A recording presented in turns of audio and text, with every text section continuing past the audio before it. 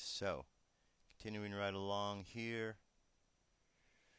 let's look at our space weather. Start things off here. Spacecraft sees. Let me bring this one in here. Spacecraft sees CME engulf Earth. For the first time, a spacecraft far from Earth has turned and watched a solar storm engulf our planet. The movie, released yesterday during a NASA press conference, has galvanized solar physicists who say it could lead to important advances in space weather. Okay, so let's investigate this a little further. Go to the site, science.nasa.gov, and right here it tells us, for the first time, a spacecraft far from Earth has turned and watched a solar storm engulf our planet. The movie, released today during a NASA press conference, has galvanized solar physicists who say it could lead to important advances in space weather forecasting. The movie sent chills down my spine, says Craig DeForest of the Southwest Research Institute in Boulder, Colorado. It shows a CME swelling into an enormous wall of plasma and then washing over the tiny blue speck of Earth where we live. I felt very small. CMEs are billion-ton clouds of solar plasma launched by the same explosions that spark solar flares. When they sweep past our planet, they can actually cause auroras, radiation storms, and extreme cases, power outages. Tracking these clouds and predicting their arrival is an important part of space weather forecasting. We have seen these CMEs before, but never quite like this, says Guthen Karta, program scientist for the Stereo mission at NASA headquarters. Stereo A has given us a new view of solar storms. Stereo A is one of two spacecraft launched in 2006 to observe solar activity from widely spaced locations. At the time of storms, Stereo A was more than 65 million miles away from Earth, giving it the big picture view other spacecraft in Earth orbit have been missing. As you can see, there's a lot more to this article. What I'm going to do is I'm going to jump down here to show you the actual image of this.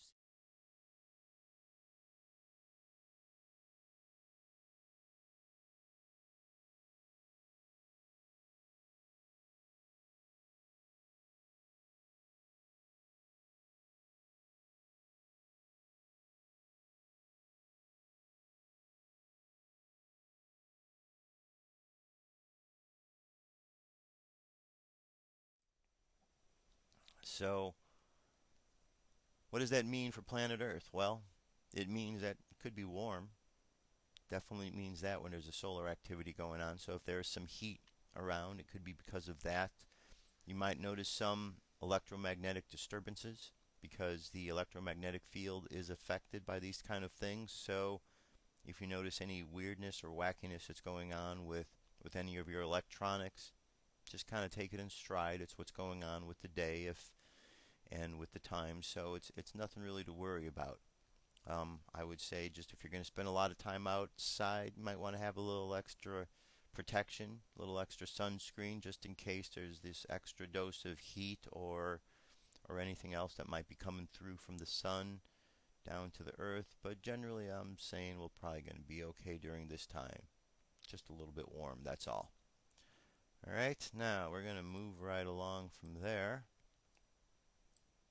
And we're going to go look at this story. Now, this one's going to blow your mind to hear it. I'm telling you. The things that they say in the government should go into a book of stupid things people say. And we'd have a big, thick book by now because they certainly say a lot of stupid things in government, don't they? Pay your carbon taxes to Al Gore or space aliens will attack. This is an article by Paul Joseph Watson. He says that having failed with drowning polar bears, global superstorms, rising sea levels, and a myriad of other manufactured hoaxes, global warming alarmists have invented a new threat to try to persuade us to pay carbon taxes directly to Al Gore and the global elite. Vengeful environmentalist extraterrestrials from outer space. It may not rank as the most compelling reason to curb greenhouse gases, but reducing our emissions just might save humanity from a preemptive alien attack, scientists claim, according to the Guardian report. So what we're going to do is we're going to go away from this article here, because this is at InfoWars, and we're going to jump to the source article right here, The Guardian. And here it says, aliens may destroy humanity to protect other civilizations, say scientists. Rising greenhouse emissions could tip off aliens that we are a rapidly expanding threat, warns a report. It may not rank as the most compelling reason to curb greenhouse gases, but reducing our emissions might just save humanity from a preemptive alien attack, scientists claim. Watching from afar, extraterrestrial beings might view Earth changes in the atmosphere as symptomatic of a civilization growing out of control and taking drastic action to keep us from becoming a more serious threat, the researchers explain. The highly speculative scenario is one of several described by a NASA-affiliated scientists and colleagues at Pennsylvania State University that, while considered unlikely, they say could play out where humans and alien life to make contact at some point in the future. Sean Domigel Goldman of NASA's Planetary Science Division and his colleagues compiled a list of plausible outcomes that could unfold in the aftermath of a close encounter to help humanity prepare for actual contact. In their report, would contact with extraterrestrials benefit or harm humanity? A scenario analysis, the researcher divide alien contacts into three broad categories: beneficial, neutral, or harmful. Beneficial encounters range from the mere detection of extraterrestrial intelligence, for example, through the interception of alien broadcasts, to contact with cooperative organisms that help us advance our knowledge and solve global problems such as hunger, poverty, and disease. Another beneficial outcome the author entertains sees humanity triumph over a more powerful alien aggressor, or even being saved by a second group of ETs. In these scenarios, humanity benefits not only from the major moral victory of having defeated a daunting rival, but also from the opportunity of reverse engineering ET technology, the authors write. Other kinds of close encounters may be less rewarding and leave much of human society feeling indifferent towards alien life. The extraterrestrials may be too different from us to communicate with usefully. They might invite humanity to join the Galactic Club only for entry requirements to be too bureaucratic and tedious for humans to bother with, or they could become a nuisance like stranded pawn-like creatures that are kept in a refugee camp. Alright, so here's the article here. See with your own eyes that this is the title. Aliens may destroy humanity to protect other civilizations. Okay. Al Gore, you said some really stupid things out there, and those in Washington have said some stupid things, but you know, this ranks up there. It wasn't too long ago, what was it they said? That if we didn't raise our debt ceiling, Al Qaeda was going to attack, or the Taliban was going to attack.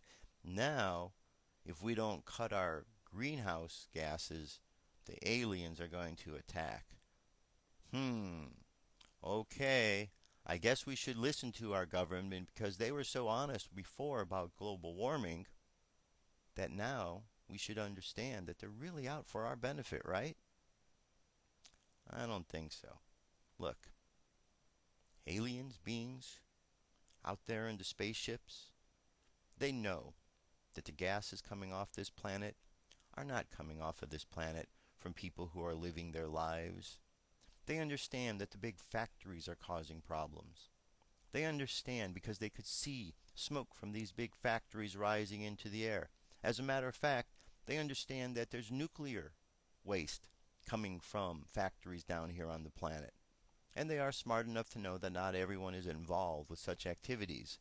So the ones who are really going to have the most problems are those who are causing all of these problems, because those are the ones who are going to have to be dealt with. E.T. is not coming down here to destroy humanity. That is not part of the objective. The objective is for E.T. to help humanity evolve and move forward. Is there a scenario where there might be some bad aliens out there? Of course. There's bad everywhere.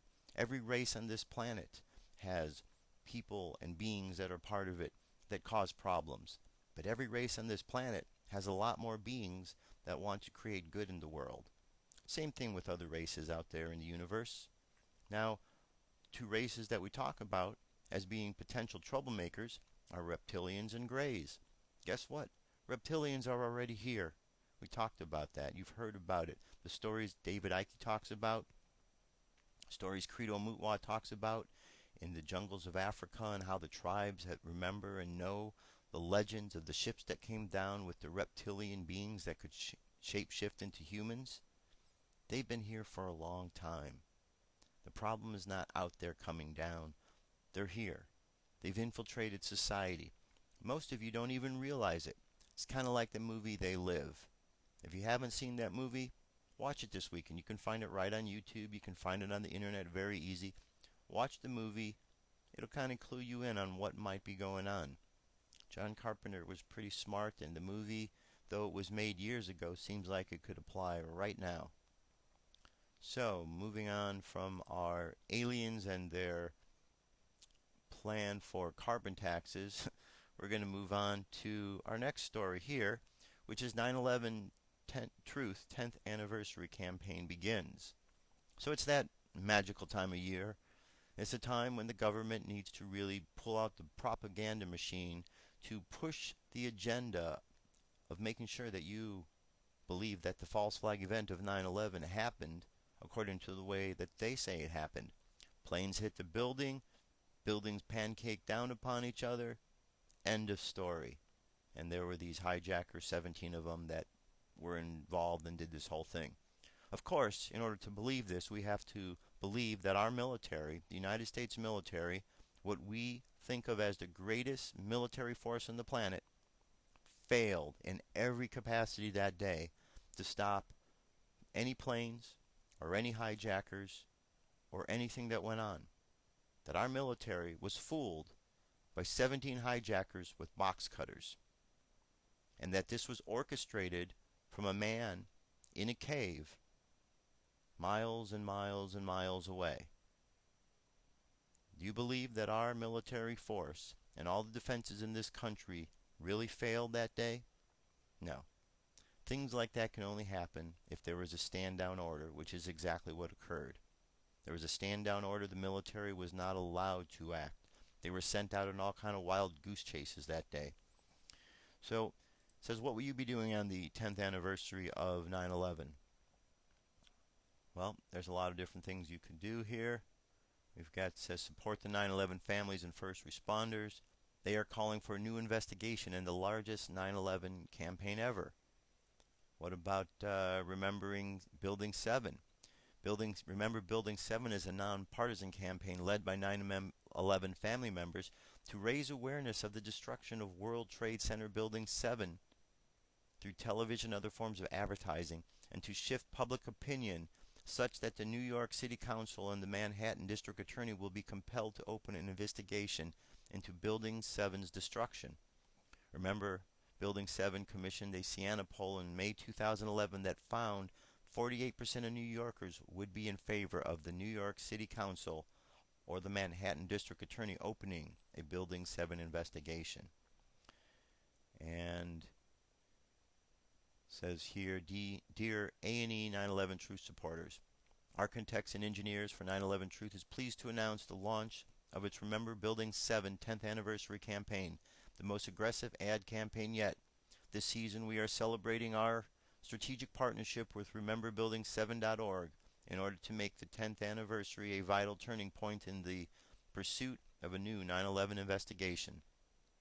In conjunction with the Remember Building 7 campaign, we are very proud today to also release our powerful new 15-minute mini documentary, Architects and Engineers Solving the Mystery of WTC7. And I believe this one is it right here. You can go to the page and find it. It's at the Intel Hub, but we make it even easier. FirstContactRadio.com. Right-hand side, we have a link called Daily News. Every time we do a story, every day, I put all the stories on there for you so you can just follow right along. Now that we've gone through all of this, let's take a look at something that's going on in the world. Just, I guess this would fall into the category of opinion, but would you say the world's in a good place? Would you say that all of the problems here in the United States are solved and everything is okay? That you could go on vacation? No, you don't know that you're able to go on vacation with all of these things because too many problems? Well, hey, President's on vacation. Good time for him to go, right? Economy woes got you down? Time for a vineyard vacay? Well, the stock market took another nosedive. On repeat recession fears yesterday, President Obama landed on Martha's Vineyard for 10 days of fun in the sun, hitting the summer playground of the rich and famous during the worsening economic turmoil. Air Force One touched down at the Otis Air National Guard Base around 6 p.m. last night, an hour behind schedule. The president boarded Marine One helicopter for the short hop to the vineyard, then traveled by motorcade to Blue Heron Farm, the 28-acre hideaway on Tisbury Great Pond. First Lady Michelle Obama and kids Sarah and Malia reportedly arrived on the island separately earlier that day. Like previous years, the president's arrival was closed to the public. He landed in the back corner at Martha's Vineyard Airport, blocked from a view by a wall of buses, school buses. The island's latest first tourist cuts a much lower profile than his vineyard predecessor Bill Clinton, who vacationed there 6 out of his 8 years in office. When Bubba landed on the rock, he would be greeted by throngs of admirers, and handlers would stage a big tarmac love fest with invited guests invited up to greet him and the fam. Let's jump over. There's another part of this here. This one here is from Rich Buchanan over at the World Net Daily. As he and his daughters bicycle around the summertime playground of the northeastern aisle, Martha's Vineyard, President Obama is steadily bleeding away both support of the nation, that of his most loyal constituency. Several times, his approval rating in Gallup's daily tracking poll has sunk to 39%, with disapproval reaching 54%. Support of his handling of the economy has dipped to the mid-20s. Only 11% of Americans, say Gallup, are satisfied with the way things are going. So, there you have it. Obama is on vacation because the world, the United States, is in such a great situation, great state of affairs. What do you think about that? Should he be on vacation? Should he be spending all of this money that they're saying it costs to go to Martha's Vineyard for a week? For 10 days? Really? 10 days, Mr. President? I think you're slacking off on your job. You're in there for 4 years. You don't get a vacation. You should put your head down and be glad that you were put in that position of power, and you should just be doing your work. Weekends off, like everybody else. But you should keep at it. This isn't a job where you should go in and have vacations. What kind of stupidity is that? Vacations. Okay. Vacations is what you take as a president when you walk away feeling that you've done a good job. What he's doing is not a vacation. What he's doing is called hiding. Hiding because he is an inept president who has caused more problems and has shown and really taken the term presidency and really shown it to be something that is not worthy of the position or title that it is. He's not the right man for the job, but he's the man that a lot of people selected. So of all of you that voted for Obama, how do you like him now? Are you happy with his policies now? Or did he fool you? Did he make you think that everything was going to be all warm and fuzzy? And now look at him go, huh? He's really done a great job. I guess you're not going to vote for a man next time just because of the color of his skin, or just because he's got the ability to speak a certain way and kind of, entice you with his words. I guess you're going to look a little deeper next time, aren't you? Maybe you're going to look a little deeper and see what he is as a politician. And if you would have realized he was a fraud. There were others out there telling you that beforehand. But of course, many folks didn't want to listen because they were so caught up in the old Obama emotion. And when people are caught up in emotions, they do all kind of stupid things. So this was one of those stupid emotional things that a lot of Americans did.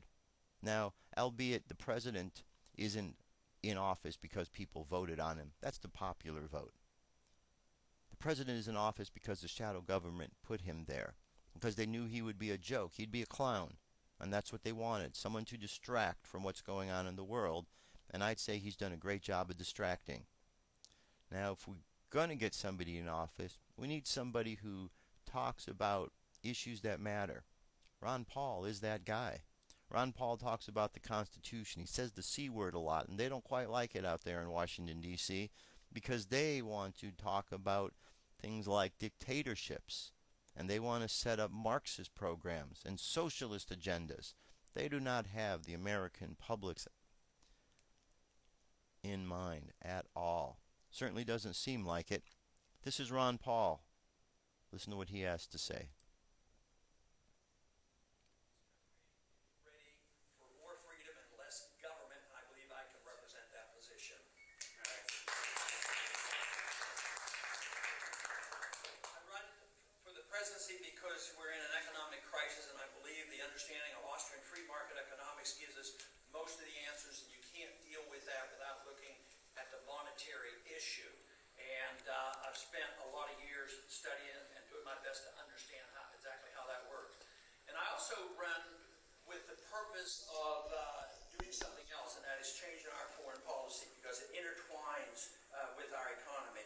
We cannot sustain the world empire, and we do not promote liberty. We promote debt. We promote problems. We undermine our liberties. We could save a lot of money.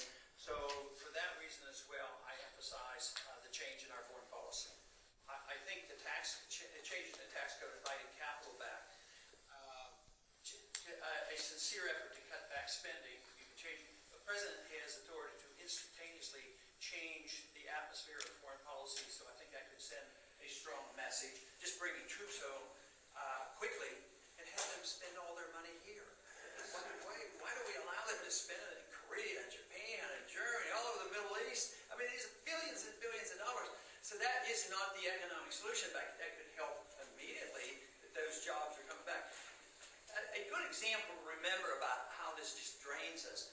You know, we're over in Iraq. We went into Iraq to get the Al-Qaeda. There was no Al-Qaeda, no weapons of mass destruction. A lot of death and destruction and so much waste of life and money over there. So, oh yes, we're getting ready to leave.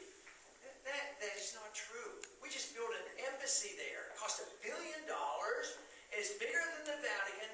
And just in the recent DOD budget, they had an authority in there to hire 17,000 people to work in this embassy.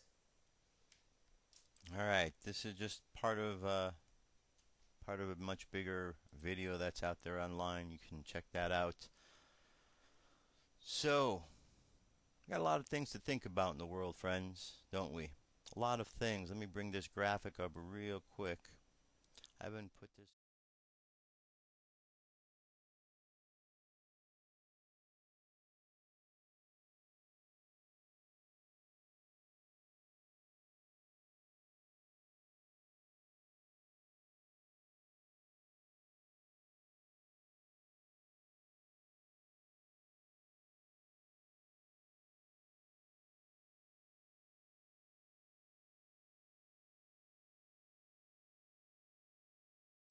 All right, as you can see from that graphic right there, let me try this one more time here.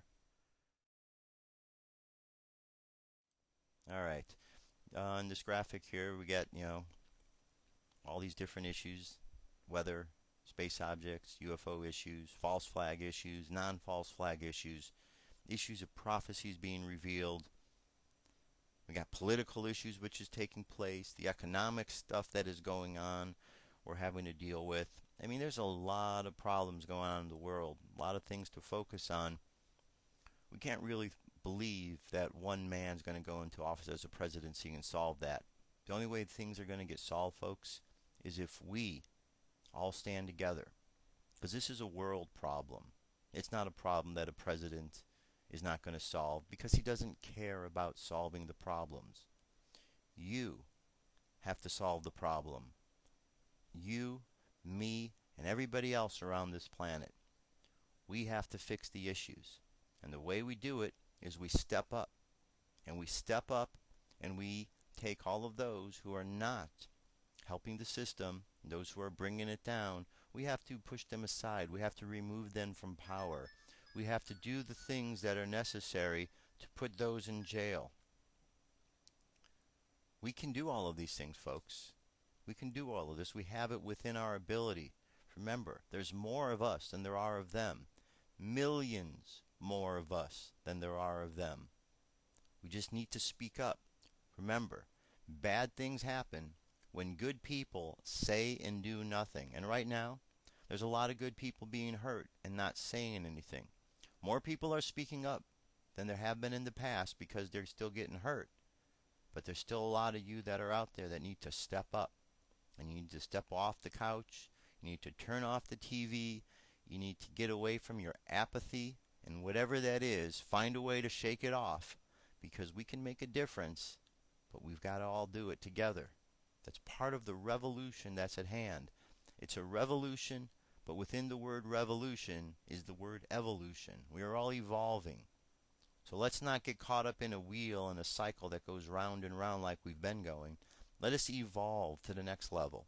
Let us understand the evolution that is in front of us involves much bigger ideas than just an economy, much bigger ideas than the political issues that are going on, much bigger issues than aliens attacking this planet. It involves this planet, Earth, and the inhabitants of this Earth moving forward into a position that is their destiny. That is the galactic step that is ahead of each and every one of us down here. Okay? We can all get there. We have to understand where we're going, and we have to understand which way we've got to go.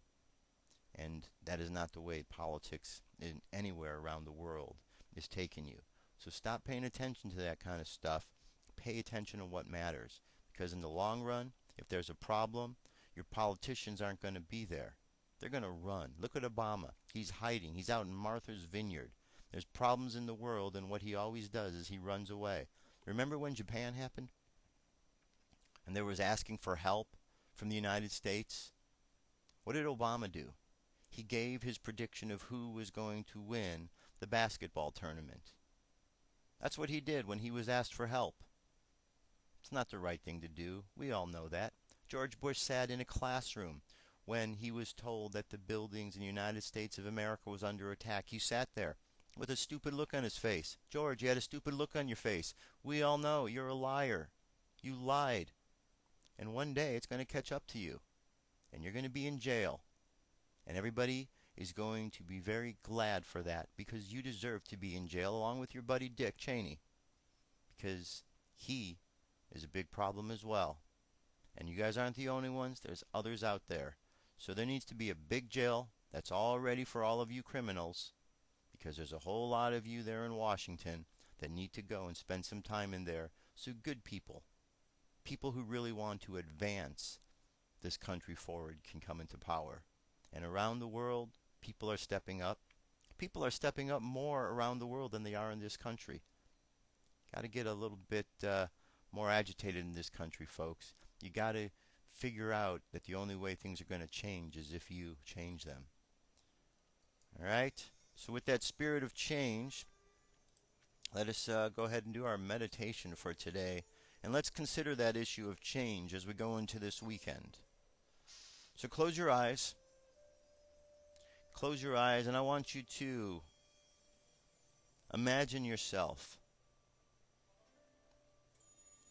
standing on the planet. All of your chakras are turned down, starting at the bottom of the spine, going up to the top of your head. Red, orange, yellow, green, blue, violet, and indigo. And then the light shoots above, and imagine yourself connected above and below with all of this multicolored energy floating through your body, overflowing, forming that spiritual armor. And now extend your energetic field out all around you. And as you are extending your energetic field out there, and it is connecting with others, notice how you are changing. Feel the subtle changes that are taking place within you right this moment, simply as you are sending out energy, because as you give out of the energy that you have, things change. Send out love and light around the planet right now, my friends. Let that love change everybody around the planet. Let those with closed hearts open their hearts, and those with closed minds open their minds. Let those creating war find themselves changed to wanting to go out and create peace.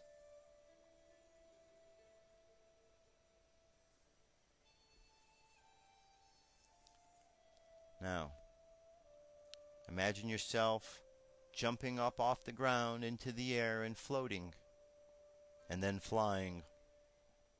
And as you fly, and you're letting go of all of the problems and challenges in your world, notice how free you feel. And in this freedom, you understand that the illusions of the limitations of the world have kept you down. But now that you see past the illusions, notice the change it brings to you. It makes you lighter, it allows you to fly. Physically, metaphorically, and spiritually. Now just continue sending love all around the planet. Let's think good, loving thoughts for everybody, that there is a good weekend ahead. Let's send our protective energy all around the planet. And as we're thinking good thoughts for everybody and for the world, let's bring our energy and attention back to the present moment, and we'll do so on the count of 3. 3, coming back to the present moment filled with confidence. 2, coming back to the present moment filled with faith. And 1, coming back to the present moment happy, healthy, and whole. Happy, healthy, and whole. And that, my friends, well, that's the end of another show. That's the end of another week. We're just cruising along here in life, and there's a lot more going on. The world's not about to end anytime in the near future. It's been around a long time. It's going to continue to be around. The only thing that's changing is us and the way that we look at the world. So let's look at the world through the eyes of love, my friends, and let's see what we can create as we go out and about on our daily lives. I'll be back next week. It's been a pleasure talking to you as always. For Dirk Bradshaw, my name is Josh Poet. You have a great day, a great weekend, and I will talk to you soon. Be safe. Peace. I'm out of here.